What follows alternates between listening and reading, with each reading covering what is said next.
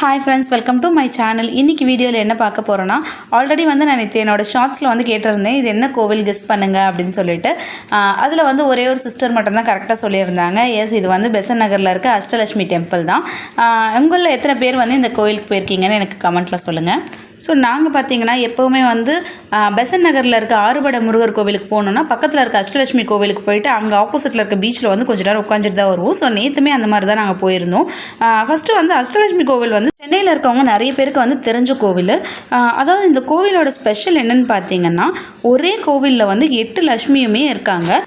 அஷ்டலட்சுமி அப்படின்னா என்னென்னு பார்த்தீங்கன்னா, அஷ்டனா 8, லட்சுமினா வந்து செல்வத்தின் தேவதை. இதுதான் வந்து இந்த கோவிலுக்கான அர்த்தம். அதாவது 8 விதமான லட்சுமி அம்மனுமே ஒரே இடத்துல வந்து இருப்பது தான் வந்து இந்த கோவிலோட ஸ்பெஷலே.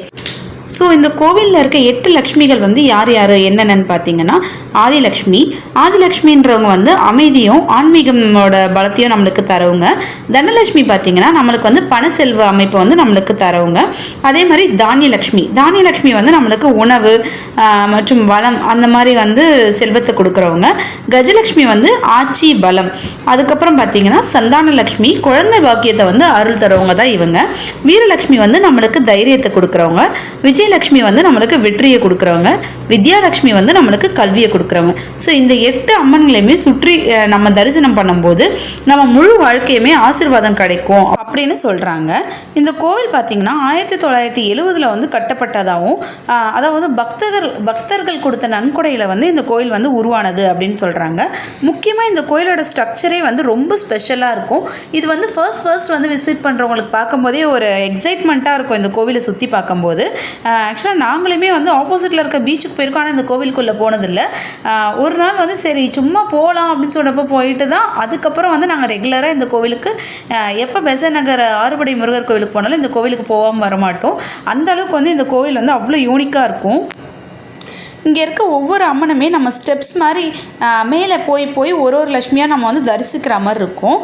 ஸோ வயசானவங்கலாம் பார்த்திங்கன்னா கொஞ்சம் அந்த ஸ்டெப்ஸ் ஏறுறதுக்கு கஷ்டமாக தான் இருக்கும். இருந்தாலுமே வந்து அம்மனை தரிசிக்கணுன்றதுக்காகவே வயசானவங்களுமே இது மேலே ஏறி வந்து தரிசிக்கிறாங்க. ஃபஸ்ட்டு வந்து நம்ம உள்ளே போனோன்னே வந்து மகாலட்சுமியும் மகாவிஷ்ணுவுமே இருப்பாங்க. முதல்ல நம்ம வந்து அவங்கள தரிசனம் பண்ணிட்டு தான் அதுக்கப்புறமா தான் மேலே இருக்கிற இந்த லக்ஷ்மிகளை வந்து நம்ம தரிசனம் பண்ணுவோம். இந்த கோவிலோட இன்னொரு சிறப்பு அம்சம் என்னென்னு பார்த்தீங்கன்னா, கோவிலுக்கு ஆப்போசிட்லேயே வந்து நம்மளுக்கு பீச் இருக்கும். அந்த பீச் காற்றுக்குமே இந்த கோவிலில் வந்து நம்ம சாமியை கும்பிடும் போது நம்மளுக்கு வந்து ஒரு டிவைன் ஃபீல் வந்து கிடைக்கும். அதே மாதிரி பார்த்திங்கன்னா வெள்ளிக்கிழமையில் வந்து இந்த கோவில் வந்து ரொம்ப க்ரௌடாக இருக்கும். ஏன்னா லக்ஷ்மி அம்மனுக்கு வந்து வெள்ளிக்கிழமை ரொம்பவே உகந்த நாள். ஸோ அதனால் அந்த டைமில் மட்டும் ரொம்ப க்ரௌடாக இருக்கும். நீங்கள் சாட்டர்டேஸ்லலாம் போனீங்கன்னா அந்தளவுக்கு உங்களுக்கு க்ரௌடர்ஸ் இருக்காது.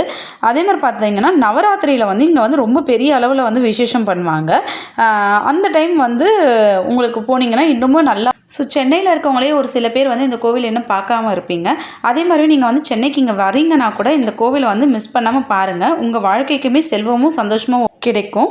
ஸோ இதே மாதிரி வந்து உங்களுக்கு தெரிஞ்ச கோவில் வந்து எனக்கு கமெண்ட்டில் சொல்லுங்கள். நான் நெக்ஸ்ட் டைம் அந்த கோவிலை விசிட் பண்ணி உங்களுக்கு வீடியோ போடுறேன். ஓகே ஃப்ரெண்ட்ஸ், உங்களுக்கு இந்த வீடியோ பிடிச்சிருந்தால் லைக் பண்ணுங்கள், ஷேர் பண்ணுங்கள், மறக்காமல் என்னோட சேனல் சப்ஸ்கிரைப் பண்ணிக்கோங்க. தேங்க்ஸ் ஃபார் வாட்சிங்.